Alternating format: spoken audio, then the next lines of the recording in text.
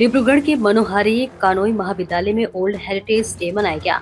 ऊपरी असम के डिब्रूगढ़ के अन्यतम उच्च शिक्षा संस्थान मनोहारी कानोई महाविद्यालय में ओल्ड हेरिटेज डे मनाया गया। ओल्ड हेरिटेज डे के अवसर पर महाविद्यालय के सभागार में आयोजित कार्यक्रम में माजुली के vice chancellor of cultural professor Nirod Barua विशिष्ट अतिथि के रूप में मौजूद रहे। प्रोफेसर निरोध बरुआ ने असम के कल्चरल रीजन ऑफ असम पर विस्तृत रूप से महाविद्यालय के छात्राओं को असम की सांस्कृतिक विरासत का महत्व और इसके रखरखाव पर अपना वक्तव्य रखा।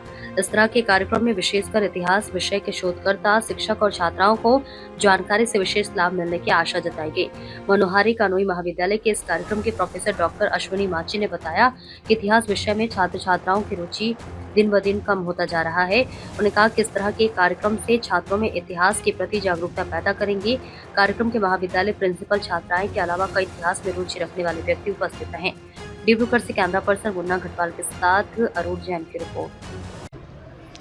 आज मनोहरी देवी कानई महिला महाविद्यालय वर्ल्ड हेरिटेज डे उद्यापन करा होइसे आरो এই উদযাপনত আমাৰ মাজত সমল ব্যক্তি হিচাপে নিৰোধ বৰুৱা ছাৰ আহিছিল। তেখেত vice chancellor Majuli university of culture আৰু আমাৰ মহাবিদ্যালয়ৰ কাষৰীয়া যিসকল শিক্ষানুষ্ঠান আছে তাৰ পৰা শিক্ষক শিক্ষয়িত্ৰী ছাত্ৰীসকল আহি উপস্থিত হৈছিলহি আৰু আজি বিশেষ অনুষ্ঠানত আমাৰ যি সমল ব্যক্তি তেখেতে কালচাৰেল ৰিজন অফ আসামৰ ওপৰত তেখেতে বক্তব্য আগবঢ়াইছিল আৰু তেখেতে অসমৰ যোনবোৰ কালচাৰেল সাইট আছে আমাৰ তাৰ তাৎপৰ্য আৰু কেনেকৈ আমি সংৰক্ষণ কৰি ৰাখিব লাগে ভৱিষ্যত প্ৰজন্মৰ কাৰণে সেই সম্পৰ্কে তেখেতে বক্তব্য আগবঢ়াইছিল।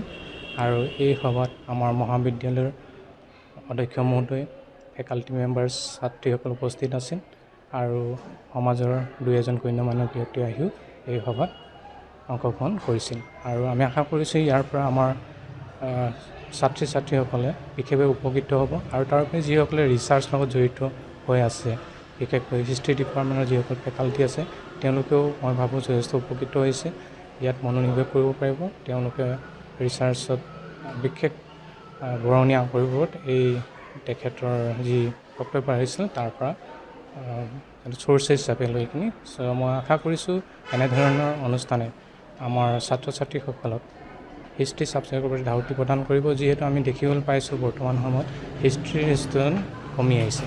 চ' এনেধৰণৰ অনুষ্ঠানে আমাক ছাত্ৰীসকলৰ মাজত হিষ্ট্ৰী অধ্যয়নৰ বিশেষ গুৰুত্ব প্ৰদান কৰিব বুলি মই আশা কৰিছোঁ। ধন্যবাদ। सूचना इंडिया के सभी दर्शकों को बधाई।